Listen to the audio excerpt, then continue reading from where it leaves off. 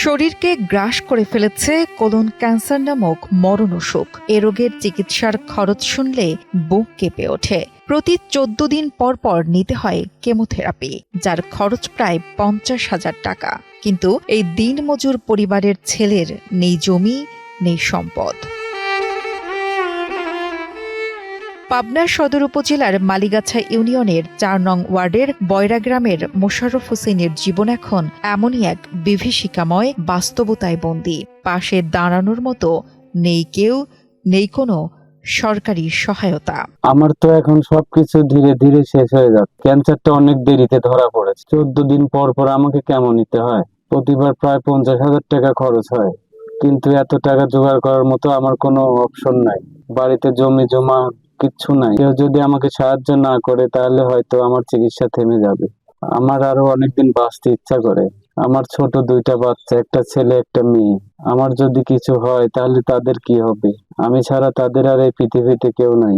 আমি বাঁচতে চাই। দেখতে দেখতে রোগে ক্ষয়ে যাচ্ছেন মোশাররফ। প্রতিদিন আরো দুর্বল হচ্ছেন। এখন ঘরেই শুয়ে থাকেন। চিকিৎসার টাকা জোগাড় করা তো দূরের কথা, বাড়িতে ভাত জোটে কিনা সেটাই অনিশ্চিত। চিকিৎসা শুরু করে থেমে গেলে তার জীবন শেষ হয়ে যেতে পারে আরো দ্রুত। স্বামীকে বাঁচাতে মোশাররফের স্ত্রী চান সরকারি সহায়তা। ছেলে মেয়ের লেখাপড়া খরচ যে টাকা পয়সা কিছুই জোগাতে পারতেছি না। নিজে মনে করেন খাওয়াই তো চলতেছে না, খাওয়াতেই পারতেছি না। ছেলে মেয়ে খুবই কষ্টের দিনকাল যাচ্ছে। আমাদের সংসারে আয় করার মানুষই ছিলেন তিনি, কিন্তু তিনি অসুস্থতার কারণে আজ আমাদের সংসারে খুবই অভাব অনটন। সরকার যদি কিছু সাহায্য সহযোগিতা করে তাহলে এই মানুষটি আবার সুস্থ হতে পারে। জীবনের সব আয়োজন এখানে একসাথে।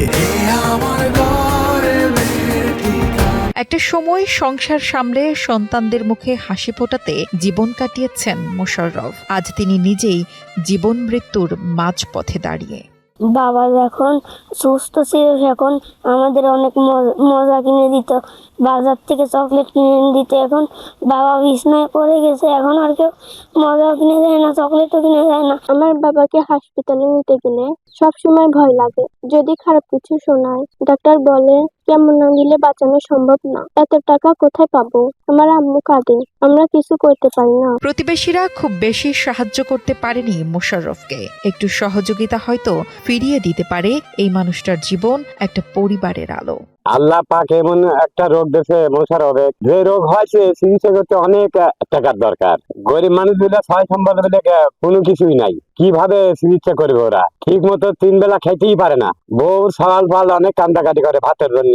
আমরা গরিব মানুষ, আমার থাকলে আমরা দিতাম। তাদের সংসারটা অনেক ভালো চলতো। হঠাৎ একটা রোগের কারণে এখন একদম সর্বশান্ত হয়ে গেছে। আমরা এলাকাবাসী যে যতটুকু পারি সহযোগিতা করি। উপজেলা প্রশাসন বলছে মোশাররফের পরিবারের পক্ষ থেকে আবেদন পেলে প্রক্রিয়া অনুসারে সরকারি তহবিল থেকে সহায়তা পেতে পারেন। সাধারণত ক্যান্সার রোগীদের ক্ষেত্রে যারা অসহায় দরিদ্র ব্যক্তি, যাদের এই ধরনের ক্যান্সার সহ জটিল রোগ তারা আক্রান্ত, এই সকল ব্যক্তির ক্ষেত্রে সরকার প্রায়ই তার অর্থ থেকে বা তহবিল থেকে সহযোগিতা প্রদান করে। সে যদি জেলা প্রশাসক বরাবর অথবা উপজেলা প্রশাসন বরাবর তার রোগ মুক্তি সহযোগিতার ক্ষেত্রে আর্থিক সহযোগিতার চেয়ে প্রয়োজনীয় ডকুমেন্ট সহ আবেদন করে, তাহলে জেলা প্রশাসন বা উপজেলা প্রশাসন কর্তৃক যাচাই বাছাই করে সঠিকভাবে তাকে নির্ধারণ করে প্রয়োজনীয় সহযোগিতা সরকার কর্তৃক নির্ধারিত যে ধরনের সহযোগিতাগুলো দেওয়া প্রয়োজন সেগুলো